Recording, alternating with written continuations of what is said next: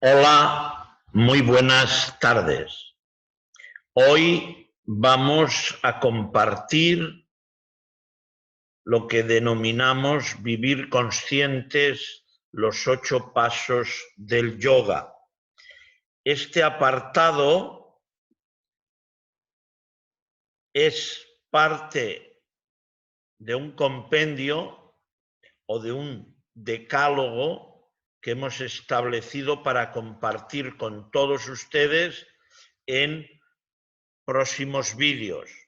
Como he dicho antes, hoy vamos a vivir los 8 pasos del yoga, pero también compartiremos cómo optimizar el fluir de Kundalini, la energía vital, y vehicularla en nadis chakras.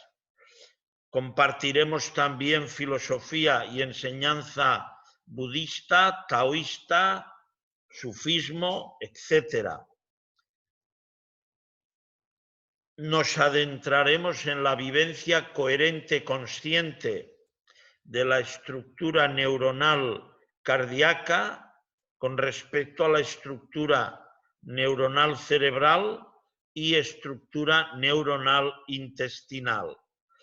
Compartiremos también sabiduría de astrología, pero particularmente para adentrarnos en la vivencia consciente y de desenvolvimiento espiritual. Compartiremos Asparsa Yoga, que es vivir libres del apego mente-ego. Compartiremos ámbitos para comprender lo que es el desarrollo de crecimiento en la orden acuariana ecuménica para esta nueva era. También mostraremos sabiduría de enseñanzas tradicionales vinculadas al desarrollo iniciático. Mostraremos cómo interconectar a través de ceremonias, rituales, con el fluir del universo y lo que es la vivencia en el silencio consciente, donde verdaderamente se activa el lenguaje de Atman, aquello que nos conecta con el ser. Entonces hoy, como he mencionado, vamos a vivir, vamos a informar acerca de los 8 pasos del yoga que desarrolló, estructuró y organizó el gran sabio Patanjali. Estos 8 pasos son yama, niyama, asanas, pranayama, pratyahara, dharana, dhyana, samadhi. Cada uno de ellos va a ir estructurando, ir favoreciendo lo que denominamos el estado de liberación consciente, samadhi, o la vivencia en unión de la unidad en Brahma, absoluto, Dios. Esa vivencia en la unidad optimiza la comprensión, somos uno sin segundo. Entonces, los 2 primeros apartados que conviene de alguna manera tener bien presente en este desarrollo de los 8 pasos del yoga es el yama y el niyama. De alguna manera, yama es lo que no se debe hacer. Y niyama es aquello que sí se debe hacer. Estos 2 pilares son fundamentales. si no hay una vivencia coherente, consciente de ellos, el desarrollo posterior de los otros elementos no va a ser, no va a crear la interacción adecuada. Llama implica una serie de reglas, de aptitudes que hemos de tener bien presente para entrar en la armonía, en el amor a nivel universal. En este primer elemento hay 5 aspectos que son fundamentales. El ahimsa, que es la no violencia.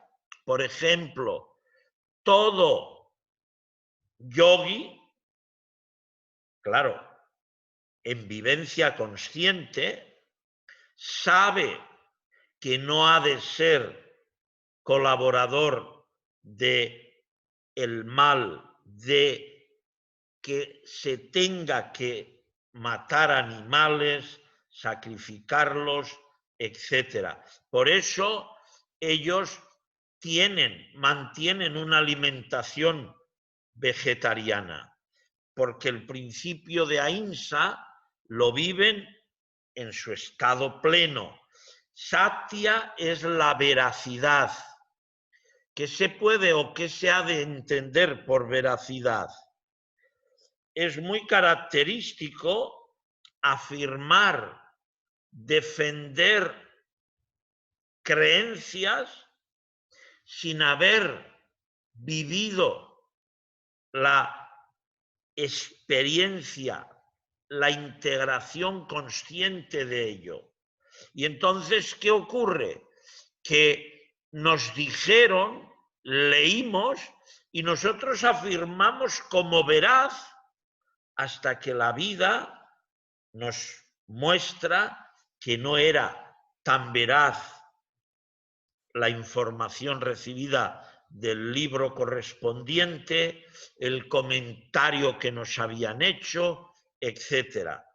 Astella también es muy importante no robar, pero, por ejemplo, en este mundo altamente competitivo, justificamos salarios pero muy pequeños, en los cuales las personas dan gran parte de su vida para mantener un estado que a veces, en cierta medida, es un estado de esclavitud.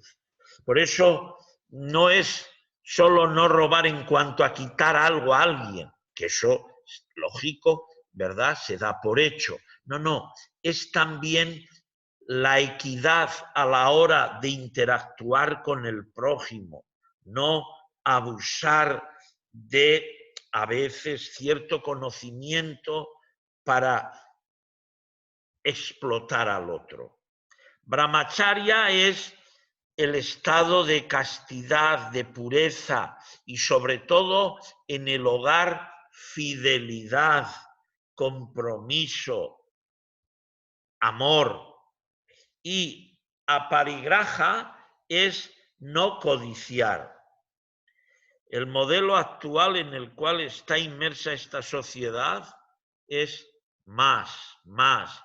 Muchísima gente tiene ya, no solo para él y para 20.000 más, pues quieren más.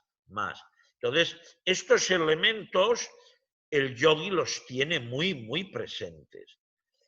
El niyama, en función, ¿verdad?, de optimizar estas pautas que he mencionado de llama, indudablemente vamos a adoptar unas actitudes. Y estas actitudes son guiadas por la virtud. Y entonces niyama nos indica, nos recuerda lo siguiente. Saucha es pureza, claridad mental. Es decir, hemos de interactuar en un estado de armonía, de pureza máxima. Santosa es satisfacción. El milagro de la vida es lo más importante que hay. Entonces, no agradecer la vida, no agradecer miles de posibilidades que la vida da, pues no es lo más, llamemos, adecuado. Por eso el yogi vive en agradecimiento, vive en plenitud de satisfacción interior. Tapas es persistencia. Hemos de observar muy bien la naturaleza. Las semillas que se siembran para fluir, dar vida, dar alimento, hay toda una labor, toda una persistencia.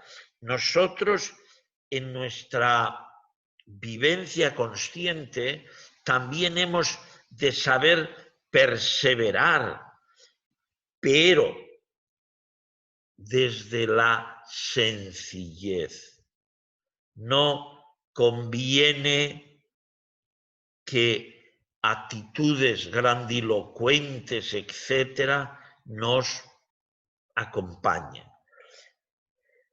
También es muy bueno yaya, que es la información permanente de sabiduría de seres que indudablemente antes que nosotros ya lo han vivido, lo han compartido. Hay libros denominados sagrados, como los Vedas y otros, que tienen gran sabiduría que conviene impregnarse de ello. Isvara es, de alguna manera, el equilibrio consciente en Dios. Por eso la contemplación, la vivencia, la integración con ello es bien, bien importante en estos inicios de los 8 pasos del yoga.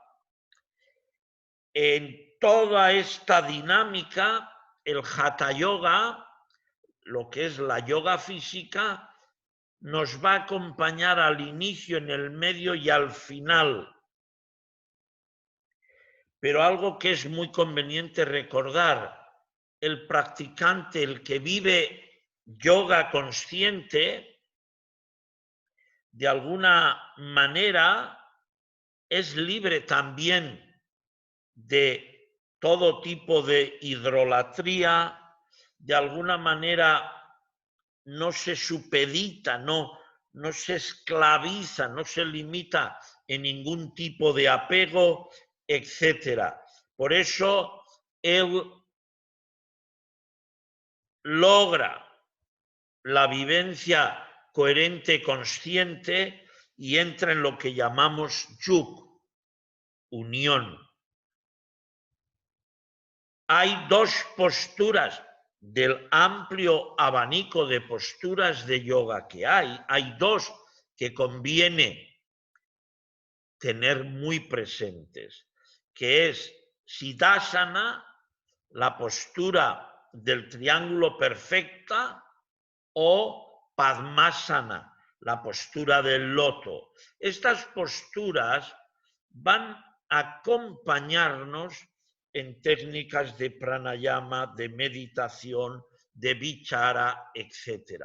Por eso estas posturas son elementos que nos acompañan en todo el desarrollo de los 8 pasos del yoga. Ahora, la samajeya, o lo que llamaríamos la maestría de vivir conscientes el Hatha Yoga, o las asanas del Hatha Yoga, es cuando prevalecemos en estas posturas un tiempo que puede oscilar entre 40 minutos hasta 3 horas. Cuando logramos esa estabilidad, esa quietud, esa armonía y ese tiempo en la postura, optimizamos el resonar frecuencial de lo que es el plexo neurovegetativo, también llamado chakra. Ahora, ¿qué estamos viendo? Hay mucho yoga dinámico, mucho yoga acrobático, etcétera, pero no es vivencia consciente. Y esto es importante, lógicamente, ¿verdad?, tenerlo en cuenta. Gandhi nos recuerda que indudablemente, a pesar de tener que hacer nuestros trabajos de cada día y darles, ¿verdad?, un espacio y un tiempo, él dice que hay que también saber encontrar ese espacio para hacer nuestras prácticas de asanas. El asana es una postura que adoptamos en vivencia coherente, consciente, lo cual, como he dicho antes, abre los potenciales de resonancia con el universo y nos adentra en algo muy, muy liberador. El pranayama es el control, la maestría consciente de la resonancia vibracional a través del éter. Este éter, este prana, cuando lo introducimos en progresión, lo vamos a biocomunicar con el ADN. Y en esa conexión consciente de resonancia del éter en el ADN se abren muchas posibilidades que cada practicante de yoga va a ir viviendo. Pratyahara es el control de las percepciones sensoriales. Bueno, mejor el autocontrol. Cuando uno vive el elemento Pratyahara, una manera simple de definirlo es, aun estando en un lugar en el cual hay ruidos diversos, el yogi desconecta su facultad de percepción sensorial de lo externo, de los sentidos, se introduce en quietud, en armonía hacia adentro y no le perturba nada. Eso sería Pratyahara. Cuando ya estos primeros 4 elementos y Pratyahara como el quinto se han vivido, se han experimentado, vamos a adentrarnos en Dharana, Dhyana, Samadhi. Son los 3 elementos que facultan la liberación. En el Dharana vamos a concentrar todo el campo objetivo en un punto. En la meditación nos vamos a fusionar con la naturaleza intrínseca de aquello en lo cual estamos vivenciando la meditación. Y ya en Samadhi nos liberamos de toda limitación. Por eso, en Dharana, que es la concentración, se apaciguan por completo todos los sentidos y se adentra en una profunda vivencia de unión y se siente una armonía, un inicio profundo de liberación, de felicidad.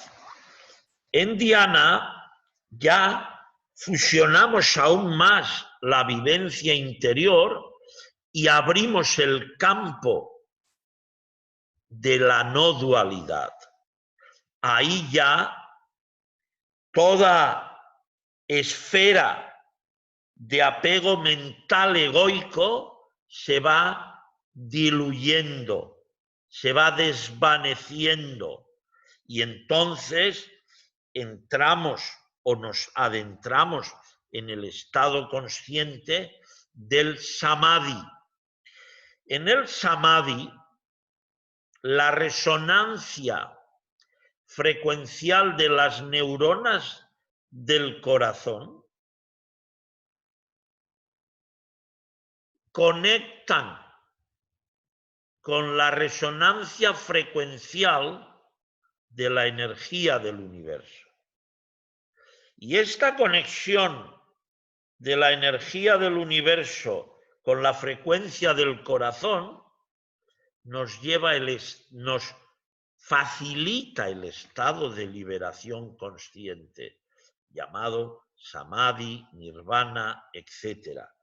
Y en ese estado se denomina que uno ha alcanzado Jivamukta, liberación de maya ilusión en el presente.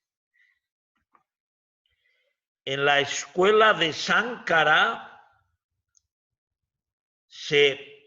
de alguna manera se mantiene muy presente este desarrollo de liberación consciente. Pero ellos saben y nos recuerdan algo que es bien interesante. Dicen, el hombre, el ser que habita en el hombre, ya es libre. El alma ya es libre. Por eso, lo que verdaderamente hay que hacer no es buscar fuera nada, sino aceptar bien adentro esa esencia, ese estado de conciencia que nunca dejamos de ser. Si esto lo vivenciamos, vamos a facultar posibilidades como que el dolor ya no nos afecte. No quiere decir, entiéndase bien esto, que no hay dolor, pero nuestra percepción cambia en cuanto a el dolor se da en la estructura material, pero soy en la vivencia consciente de que el ser no es lo material. Entonces, ese dolor se vive de otra manera, ya no esclaviza, ya no limita, es indicador y podremos hacer alguna modificación para que no afecte tampoco en lo llamado físico, pero ya soy consciente que el dolor no me afecta como ser. Y esto es bien importante, ¿por qué? Porque esta actitud nos libera del sufrimiento. Ramana Maharshi, un gran sabio de los tiempos más recientes en Advaita, él logra esta vivencia coherente consciente y sabemos que el Nirvikalpa Samadhi, que es vivir en la permanencia consciente de esta liberación, se puede conseguir indudablemente viviendo correctamente los 8 pasos del yoga de Patanjali, se logra esta experiencia, esta liberación. Y esta liberación se interpreta como el desapego de mente-ego. Todo lo creado fenoménicamente se estructura en función de la identificación mental egoica, pero la esencia, la consciencia, se mueve en otros parámetros. Entonces, cuando uno logra esta vivencia consciente, se interpreta como son seres de luz y de alguna manera se adentran en la permanencia de estado de armonía, estado sádvico, estado de gracia y permanente amor altruista.